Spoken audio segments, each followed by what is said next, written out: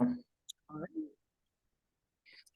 Hello, so my name is Brenny and I am Superstition Review's blog editor. Today I will be interviewing Erica Goss on behalf of the Amsterdam University College students who have curated a variety of questions for her about the recent piece she submitted to Superstition Review. All right, would you like to introduce yourself now, Erica?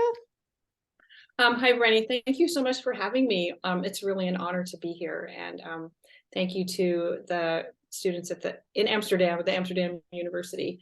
I'm Erica Goss. I am a poet and nonfiction memoir writer, and I live in Eugene, Oregon, and I'm very happy to be here. All right, awesome. We're so happy to have you. All right. So why did you choose cubic zirconia? Is that how you say it? To be the title of your piece? Well, I don't know if you realized it or not, but it's actually a pandemic poem. And I realized that the world is getting very tired of pandemic poems, right? Who wants to read another poem about loss and death and our government's completely bumbling response to the whole thing? So I was trying to figure out, I guess not consciously, but figure out kind of a fresh way to tell this sort of same story. And I had just had my second booster shot. And so I don't usually have any reactions to boosters. I don't have reactions to flu shots. I just don't. But I thought about what was going on in my body, and that the way to protect yourself was to fool yourself into thinking you were sick. And that's where the fake flu came from. So in May of this year, I was sort of writing in my journal, sitting outside in my garden. That was right after I got the vaccine. And then the idea of the fake flu somehow popped into my mind with the idea of fake diamonds, which are cubic zirconia. And they were a big deal for a while. Everybody had a cubic zirconia, and they just struck me as just flashy and fake. And that flashy and fake thing sort of went with getting a vaccine to trick your body into thinking it was the real thing. Like you might trick someone into thinking a cubic zirconia was the real thing, a real diamond. So those two ideas just combined in my head, and then the poem took off. And of course, cubic zirconia is a good title. It's probably better than I'm having the fake flu or something like that. So it was always the title, and then I just had to figure out how the poem fit in there. Yes, well, I have to agree. It's an extremely good title, very eye-catching. You know, you see it and you're like, ooh, I want to know more. So your last line, everything sparkles. The students really loved it. So why did you choose it as your last line? Well, thank you for the nice words on that last line. That last line was very deliberate. I picked that last line before the rest of the poem was done. I kind of knew that would be the last line. And it refers to that false sparkle that the vaccine and the cubic zirconia share. And it's also a reference to the Shakespeare quote, "All that glitters is not gold," from The Merchant of Venice. So it's kind of a roundabout way of saying everything sparkles. Everything can't really sparkle. Something's false in there if everything sparkles, right? But sometimes when you feel sick, I'm sure you've had that feeling of when your blood pressure drops, when you stand up and you almost feel like you're going to black out and everything is kind of fuzzy at the edges. That's also sort of what went into that. So it's kind of a physical and mental way of connecting those two ideas. And then maybe, I don't know, maybe it was an optimistic comment on the coming of summer. I wrote this poem in May and June, and hopefully a reduction in the pandemic, which I think did happen, at least during the summer. You know, our numbers probably are going up now because of the winter, but it was kind of like, maybe we can have this, maybe this false sparkle can actually be real. So that was why I put that at the end. Yeah. I would say it's interesting how it's almost hopeful, but also like a warning at the same time. I think that's very cleverly done. Yes, that's true. Yeah. And then how long did the process of writing Cubic Zirconia take? Did you spread it out over a long time, or was it a poem that came together relatively fast? I guess it took a little while. The poem started on May 20th, which I know because I wrote it in my journal. Students always have a journal and put the dates on. So I started, there was a note on May 20th titled, here I am gardening after the second vaccine booster. I'm outside putting mulch on my strawberry plants like a slightly deranged mother, wobbly from poison. I'm having a fake flu. I'm having the cubic zirconia version of the flu. And then I just kind of made those notes and I was like, I think there's something here. So that was around almost the end of like the third week of May. And I finished the poem early in June. So I think it was probably about 3 weeks from start to finish. And from my notes and stuff, I think it went through about 10 drafts. So it was kind of mushing around, although I always had everything sparkles at the end. It was like I had to get the poem to sort of dribble down into what that would actually mean, how I could end on that line. So I think that's what took longer than actually composing the poem. I was composing it so that it would end there. Yeah. That took about 3 weeks.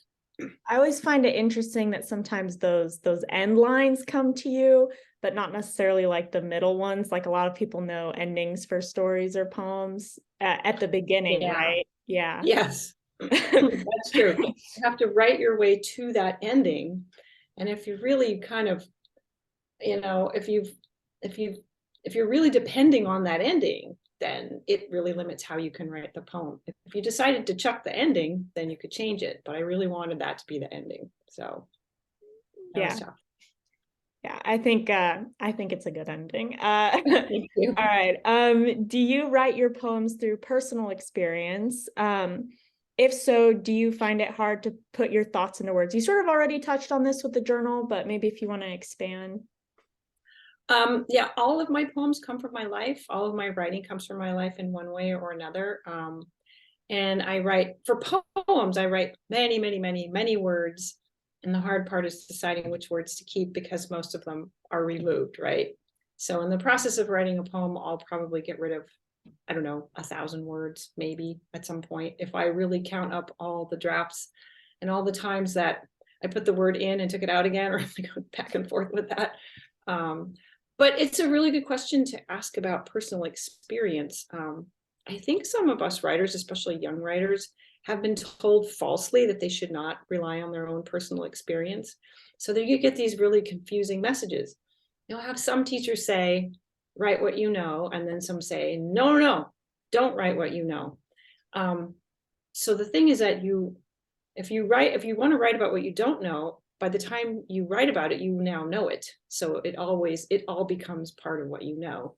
So I think it's a really good place to start in your personal life. And some writers never go further than that.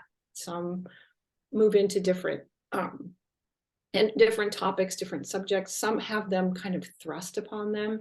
Is thinking of a lot of the poets who are in exile, who never wanted to be in exile, and suddenly they're faced with political upheaval that they never asked for, but they've got great stuff to write about. They're writing eloquently about that, or disasters that happen, or things in your family that you didn't foresee.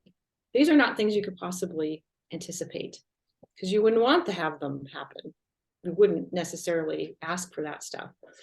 So I think it's always a good idea to start with what you know very, very well, and then keep educating yourself so that what you know grows, right? So that you keep adding to your wealth of experience that you can pull from, and keep notes, write all that stuff down.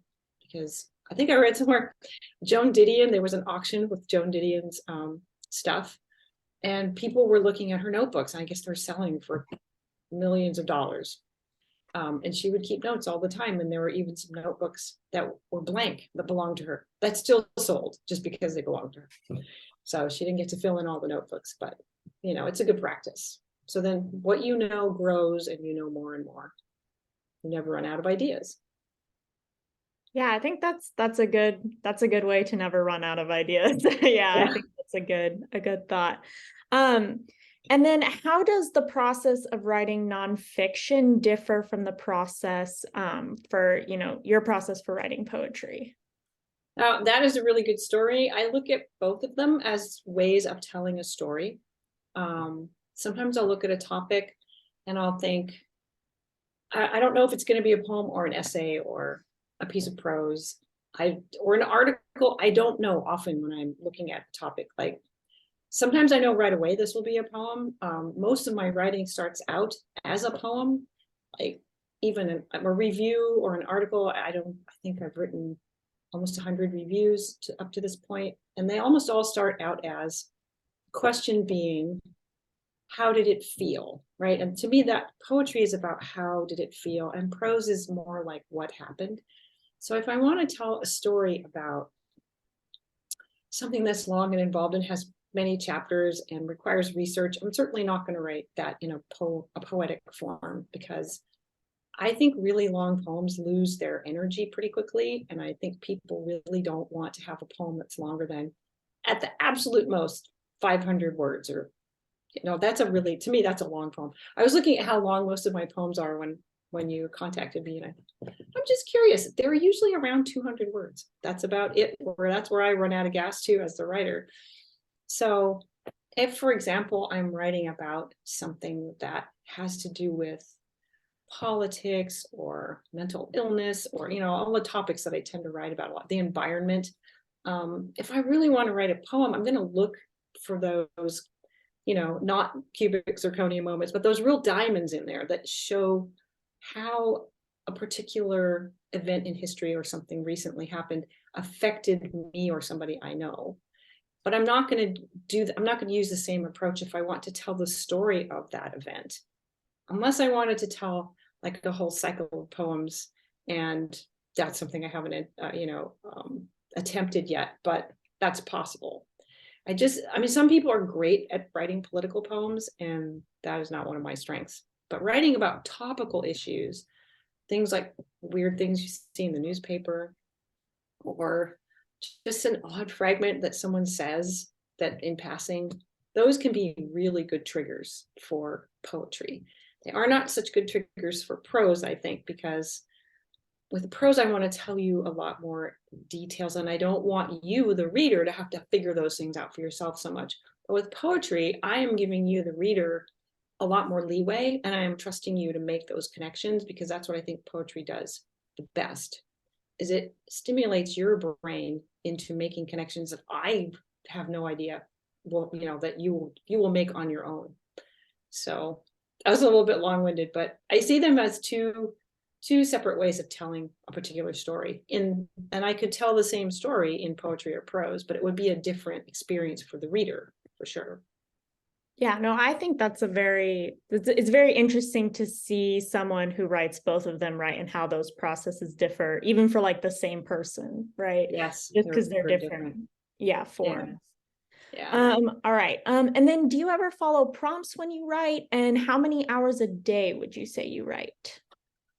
I do often follow prompts when I write, and I find them very helpful when I'm stuck for something to write about. Sometimes the urge to write will just hit, but I don't have any particular topic in mind.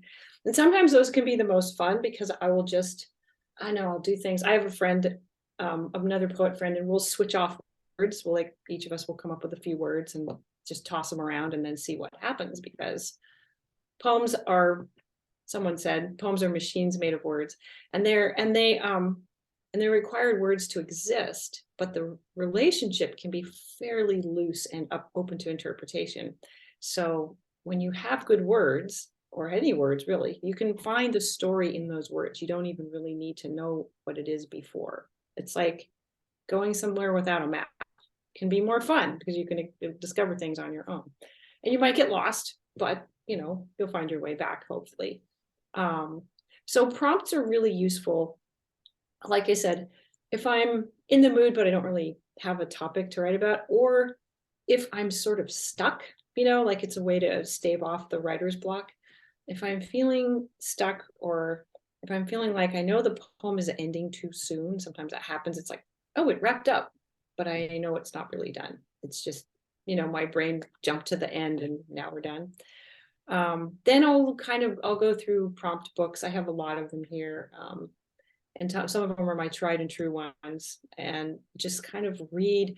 I don't even need to kind of know what the prompt is. Just reading it will sort of get me going. But I would have to say the most The most generative prompt for me is reading other people's poetry.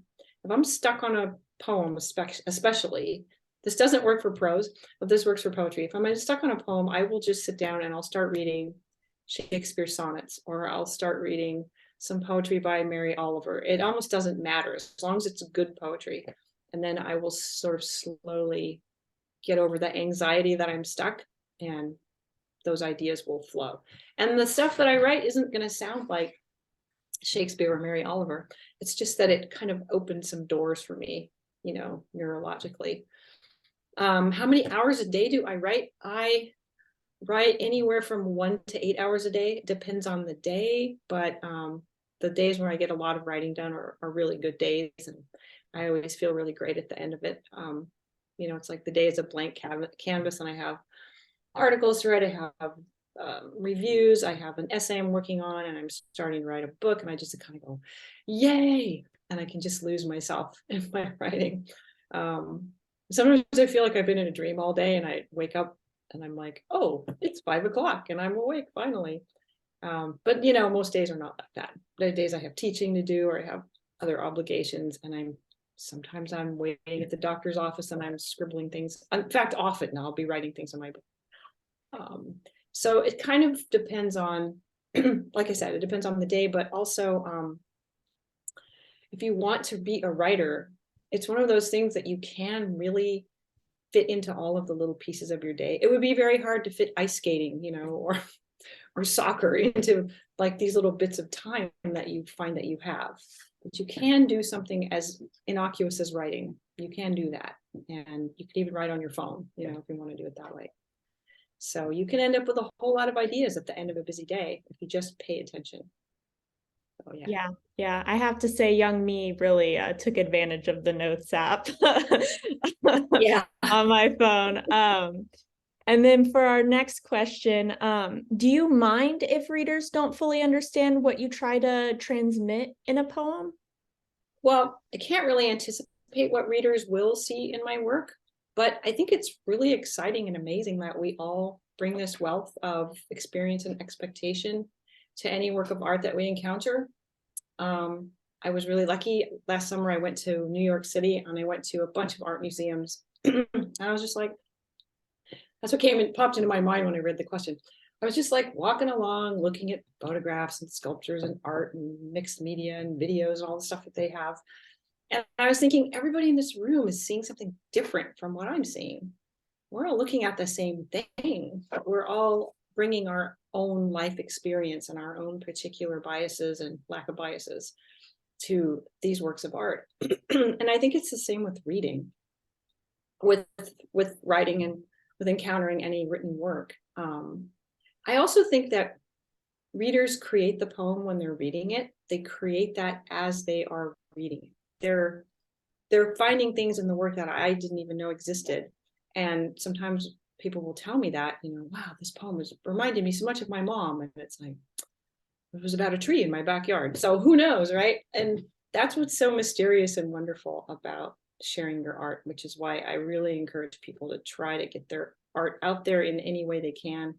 Share it, publish it, find ways to further that conversation, because you never know who you might touch with a poem you wrote. You never know whose life could be influenced that way.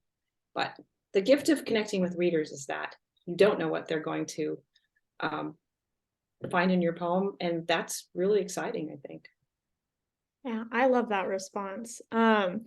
And then for our final question, or there's 2 questions here, I guess. What prompted you to start writing poetry? And then was it always your genre of choice? I started writing poems when I was very young. I think that I was 8 when I wrote my first poem. And from then on, I would write these little poem-like things in little spiral-bound notebooks that my parents would buy for me. I was lucky. My parents always encouraged me to write, and they always praised my writing, even when it probably didn't deserve it. And they introduced me to their writer friends. And I grew up thinking that being a poet was like a totally normal thing, that you could be a poet. That would be a job you would have, or a practice that you would have.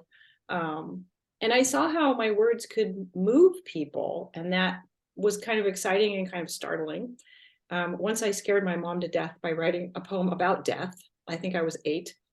And then when I saw her kind of react like that, I wrote a poem to counter that one, which was about being born. So I hope that made up for the death poem.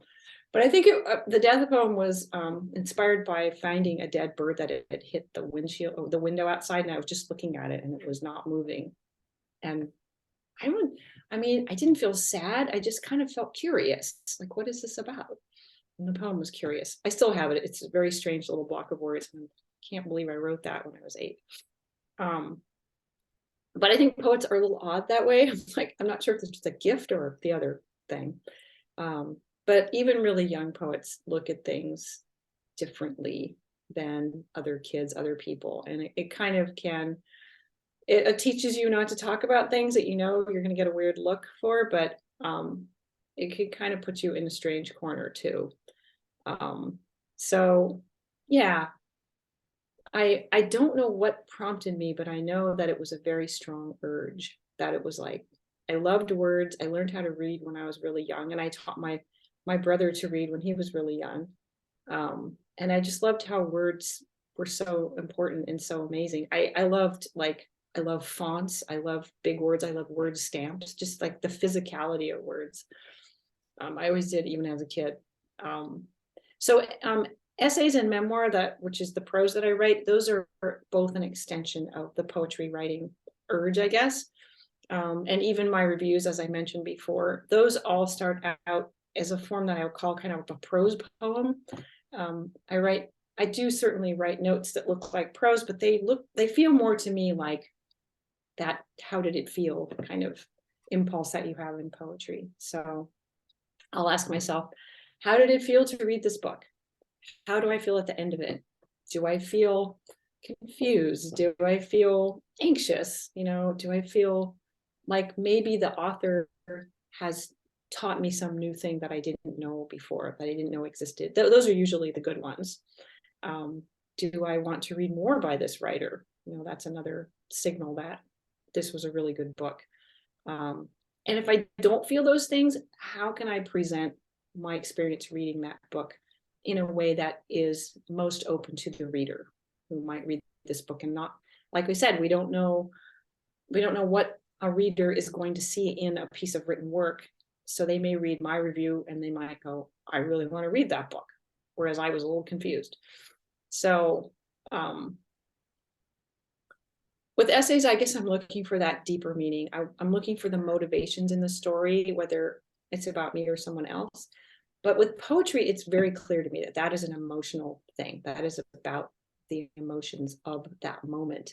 And with Cubic Zirconia, I guess I was feeling a little bit sarcastic at the same time as I was feeling kind of terrified, because this pandemic has been going on so long. And it's like, what can you do, right? The only thing you can do is get your shot and then wait and hope you stay well. So yeah, so poetry has always been my number one genre. I think that from that point, from that practice, all of the other ones have revolve around that style of writing, that type of writing. Well, that's so interesting. I loved hearing all of your responses to all of the questions. They were so well thought out, and I know that the students will also really appreciate them. We really thank you for, taking the time to submit to Superstition Review and then agreeing to do this interview. It really means a lot, and we really love, your work and all of that. So thank you, Brenny, for asking me. And I'm so happy to be able to share some thoughts about poetry and writing with more people. So I'm very happy that you asked me. Awesome. All right. Well, I'll stop the recording then.